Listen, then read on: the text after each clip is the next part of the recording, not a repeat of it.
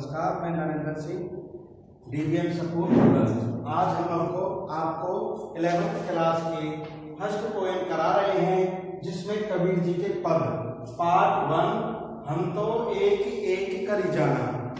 देखो, पहले कविता करने से पहले हमें उसकी बेसिक नॉलेज होनी बहुत ही आवश्यक है। अगर हमें बेसिक नॉलेज नहीं होगी तो हम उस कविता को अच्छे ढंग से नहीं कर सकते।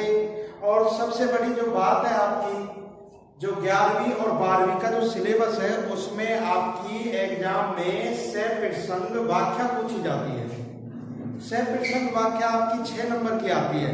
6 नंबर की आपकी कविता के अंतर्गत से आती है और 6 नंबर की आपकी पाठ या कहानी से जो आती है सह प्रसंग व्याख्या।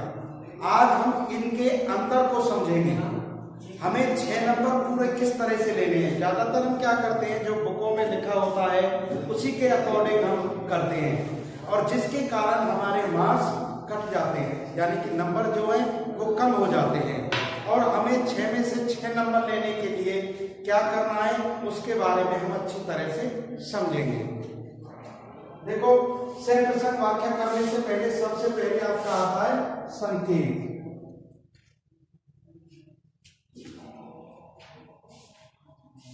क्या आता है आपका संकेत। संकेत में क्या होता है, पहला शब्द होता है, पहला शब्द कविता का डैश, और लास्ट का शब्द अंतिम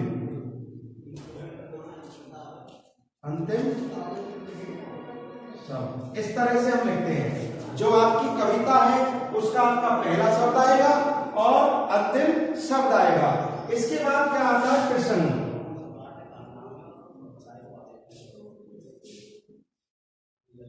प्रसंग में क्या लिखते हैं, आप सभी अच्छी तरह से जानते हैं, बुकों में भी लिखा होता है कि यह प्रस्तुत पद्यांश, यानी कविता से लिया है तो पद्यांश, कि यह प्रस्तुत पद्यांश हमारी पाठ्य पुस्तक हिंदी की जो भी किताब का नाम है और जो कविता का नाम है वो लिख देते हैं, और जो उसके कवि या लेखक हैं उनका नाम हम इसमें लिखते हैं। आशा करता हूं यहां तक आप अच्छी तरह से समझ गए। इसके बाद आती है व्याख्या।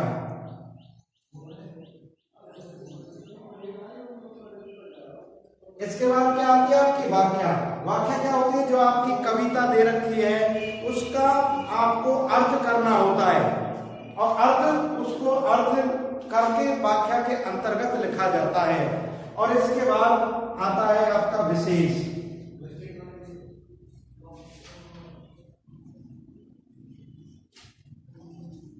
विशेष में सब पॉइंट आते हैं।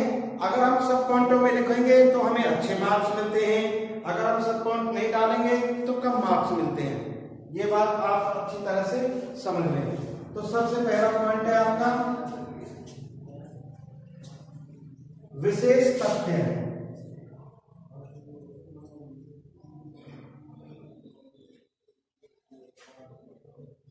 क्या आएगा आपका इसमें, विशेष तथ्य, या हम क्या दे सकते हैं, भावार्थ भी दे सकते हैं। विशेष तथ्य या भावार्थ, कोई भी एक, ठीक है।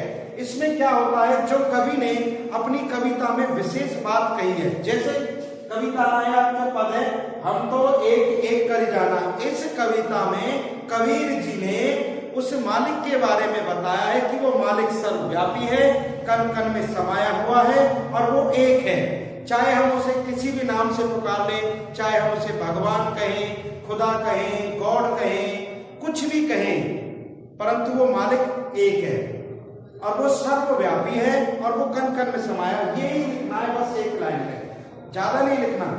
इसके बाद आपकी आती है भाषा। कवि ने अपनी कविता में कौन सी भाषा का प्रयोग किया है वो लिखना है। अगर बाई चांस बच्चे भूल जाते हैं कि कवि ने किस भाषा का प्रयोग किया है, तो आप एक छोटी सी लाइन लिख सकते हो, सिंपल, कि कवि ने अपनी कविता में भाषा सरल, सहज एवं भाव अनुकूल, क्या लिख सकते हैं, सरल, सहज एवं भाव अनुकूल आप लिख सकते हैं। इससे हमारा काम चल जाता है। अगर हमको पता है कि भाई ब्रज भाषा का प्रयोग किया है, अवधी भाषा का प्रयोग किया है, अगर वो हमें पता है तो वो और भी बेटर है, ठीक है। नहीं पता तो भाषा सरल, सहज एवं भाव अनुकूल। भाषा के बाद आता है रस। भाषा के बाद क्या आता है? रस। कि कवि ने अपनी कविता में किस रस का प्रयोग किया है? रसों की संख्या आपकी होती है 9, परंतु जो हम कविता आपको कराएंगे, फर्स्ट कविता कराएंगे, तो हम आपको बताएंगे कि इस कविता में कौन सा रस प्रयोग किया गया है।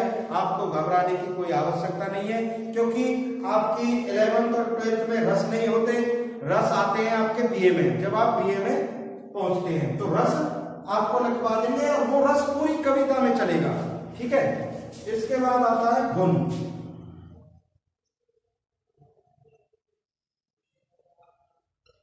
गुण भी वही रहेगा जो पूरी कविता में सेम चलेगा। और गुण के बाद आता है आपका अलंकार।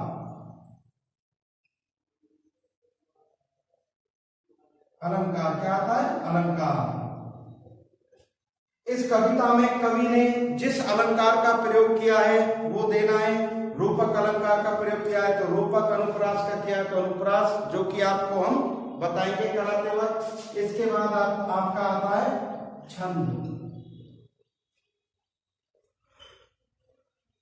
क्या आता है? छंद।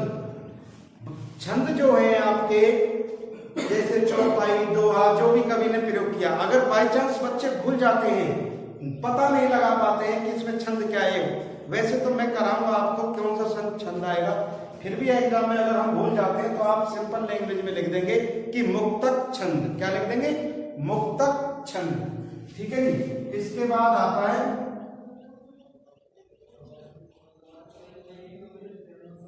शब्द भंडार।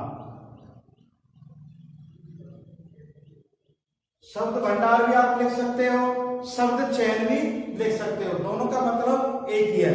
इसमें क्या लिखना पड़ता है कि इस कविता में कवि ने किन किन शब्दों का प्रयोग किया गया? तत्सम शब्दों का, तद्भव शब्दों का, उर्दू शब्दों का, या फारसी या देसी या विदेशी, जो भी शब्द कवि ने प्रयोग किए हैं आपको वो यहाँ पे लिख देने हैं।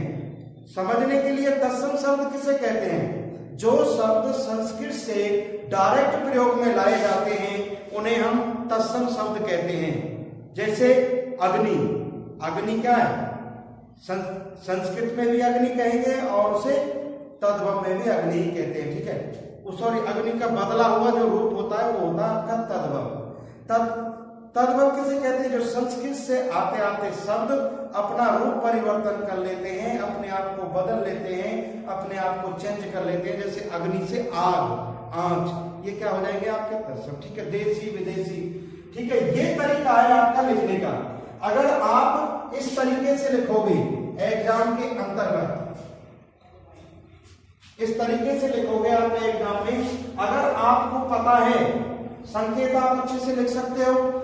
इसके बाद प्रसंग भी लिख, अगर आपको पता है कि ये कौन सी कविता है और इसका कवि क्या है तो आप प्रसंग भी लिख दोगे। रही व्याख्या की बात, व्याख्या अगर आप पे नहीं आती है बाई चांस, वैसे तो आनी चाहिए, नहीं आती है तो जो भी व्याख्या लिख रही है उसका अर्थ जैसा तुम लिख सकते हो लिख देना।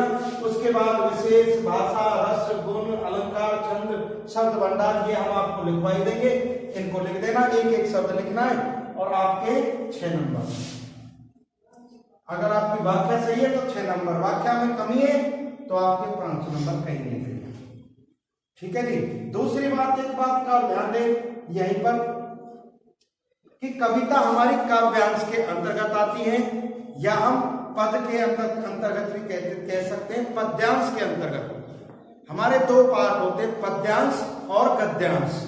पद्यांश के अंतर्गत कविता आती है, जो मैंने आपको पहले बताया था। अगर आपको याद हो कि गद्य और पद्य की रचना जो हुई थी वो हमारे सामवेद से हुई थी। किससे हुई थी? सामवेद से। उसके बारे में मैंने आपको पहले डिटेल से बता चुका हूं, फिर भी मौका मिलेगा तो आगे भी बताऊंगा, क्योंकि हमारे 4 वेद थे। कितने वेद थे? 4। दूसरी बात समझे कि अगर हम कविता कर रहे हैं तो कविता में ये सारे स्टेप आएंगे। अगर हम कहानी या लेखक की सह-प्रसंग व्याख्या कर रहे हैं तो उसमें ये 2 चीज नहीं आती। ये बात अवश्य ध्यान दें। ये किसमें नहीं आती? ये उसमें नहीं आती,